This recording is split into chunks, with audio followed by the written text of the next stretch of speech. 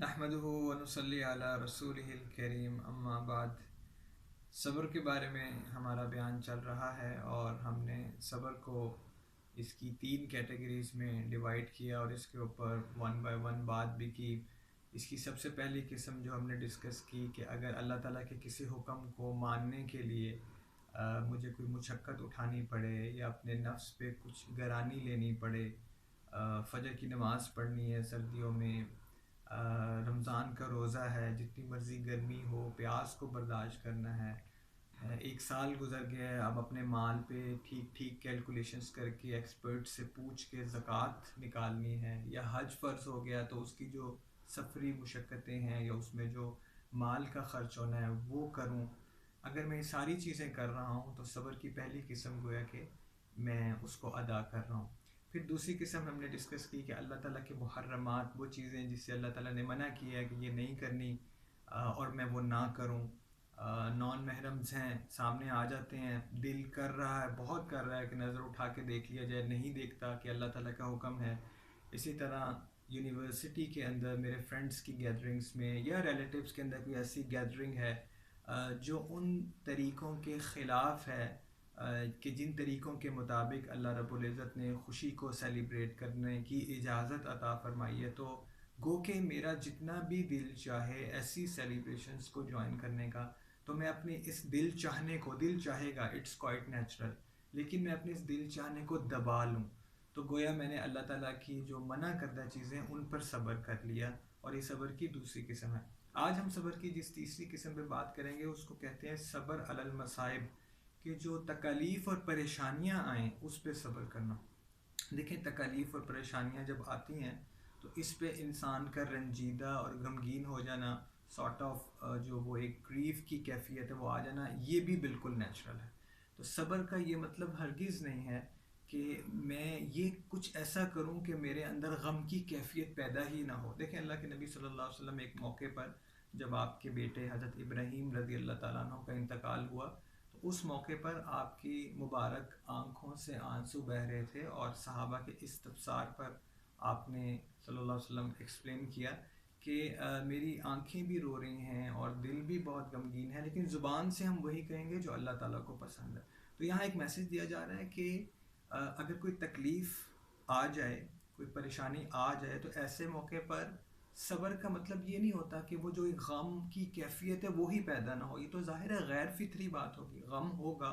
آنکھوں سے آنسو بھی جاری ہو سکتے ہیں، پریشان بھی ہو سکتا ہے انسان، لیکن اس موقع پہ کرنے کا کام یہ ہے کہ انسان اپنی زبان سے اور اپنے عمل سے کچھ ایسا نہ کرے اور نہ کہے جس سے یہ شو ہو کہ وہ ان تکالیف اور ان پریشانیوں پر گویا کہ راضی نہیں ہے، جزا فضا کرے، جہاں اٹھے بیٹھے ایک ہی بات کرے۔ وہ جو وائی می والا کانسیپٹ ہے کہ خدا نخواستہ اللہ تعالیٰ کو میں ہی ملتا ہوں کہ میرے ساتھ یہ ہو جائے، ایسا ہو جائے، ویسا ہو جائے، اگر ہم اس سے اپنے نفس کو روک لیتے ہیں، اس سے روک لیتے ہیں، تو گویا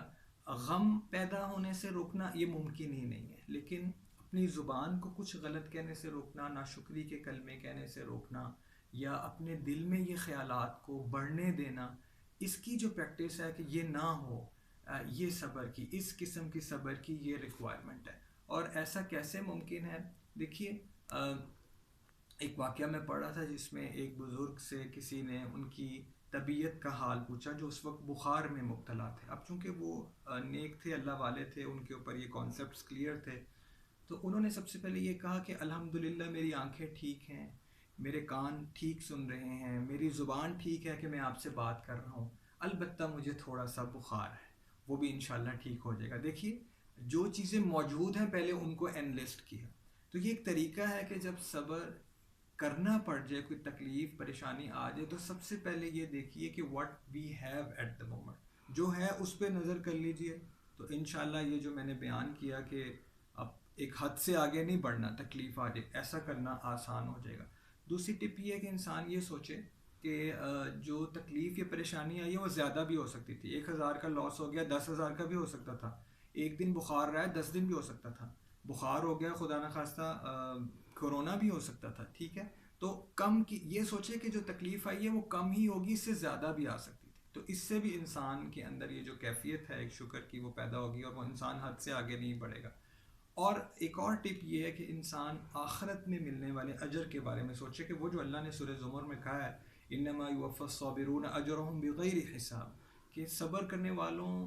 کے لیے ہمارے پاس جو اجر ہے بغیر حساب، اس کی کوئی لمٹ ہی نہیں ہے. تو وہ کیسا اجر ہوگا جو دینے والے اللہ کی ذات ہوگی، اور وہ کتنا بے حساب ملے گا، اس کو سوچ لیا جائے. تو یہ دو تین چیزیں سوچنے سے جب تکالیف آئیں، انشاءاللہ یہ جو نفس نے ایک حد کو کراس کرنی ہوتی ہے اور پھر انسان کی زبان پہ شکوے آ جاتے ہیں، دل میں شکوے آ جاتے ہیں، وہ انشاءاللہ نہیں آئیں گے. اور یہ بات جان لیجئے کہ اللہ تعالیٰ نے قرآن مجید میں فرمایا وَلَنَبْلُوَنَّكُمْ بِشَيْءٍ مِّنَ الْخَوْفِ وَالْجُوعِ وَنَقْصٍ مِّنَ الْأَمْوَالِ وَالْأَنفُسِ وَالثَّمَرَاتِ، کہ ہم تمہیں آزمائیں گے کبھی خوف سے. آج ہر طرف خوف کی فضا ہے، کہیں کورونا نہ ہو جائے، یہ نہ ہو جائے، وہ نہ ہو جائے.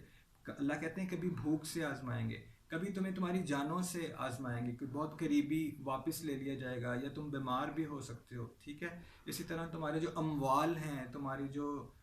باغات ہیں، فارم ہاؤسز ہیں، کاروبار ہیں، وہ کچھ کم منافع بخش ہو جائیں گے. تو یہ چیزیں سامنے آنی ہیں، لیکن پھر اللہ کیا کہہ رہے ہیں وَبَشِّرِ الصَّابِرِينَ، صبر کرنے والوں کو بشارت ہے کہ جو اپنے آپ کو اس موقع پر بھی